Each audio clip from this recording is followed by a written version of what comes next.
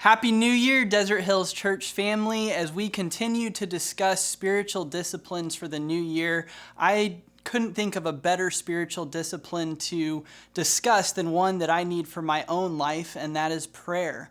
And prayer, just like Bible reading, is one of those spiritual disciplines that gets thrown around. Yeah, I could pray more. I could pray more effectively. I could pray more thoughtfully and intentionally. But I just wanted to give you guys some ideas of some things that I plan on doing this year in my own prayer life. And so question number one is, why should we pray? Well, I think an obvious answer is that the Bible commands us to. We're told to pray without ceasing, to pray for one another. But perhaps you haven't thought about the fact that God is sovereign and He decrees all things. So not only does He decree the end or the outcome of all things, but He decrees the means to arrive at the outcome. And prayer, in the mysterious divine will of God, is what God uses, the prayers of His people, to arrive at His ends. And then, what should we pray for? Well, as I already said, we should pray for one another. We can pray for the church. We can pray for church leadership.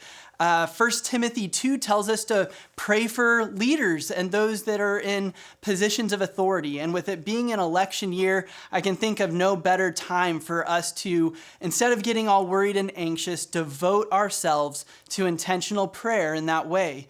We can pray for the universal church. We can pray for brothers and sisters that are being persecuted in other lands. And we can even pray for ourselves to grow in godliness, to grow in knowing and loving God more effectively.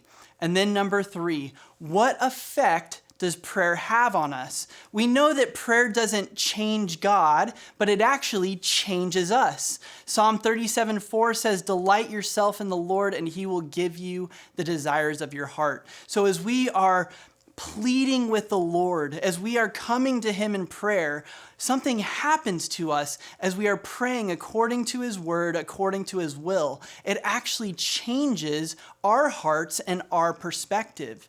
And then as we are, say, praying for the opportunity to evangelize and share the gospel, I would be willing to bet that you will be more aware of those opportunities as God providentially opens those doors. So I would welcome you and encourage you, Desert Hills Church family, please join me in prayer this year. Have a wonderful day. Take care.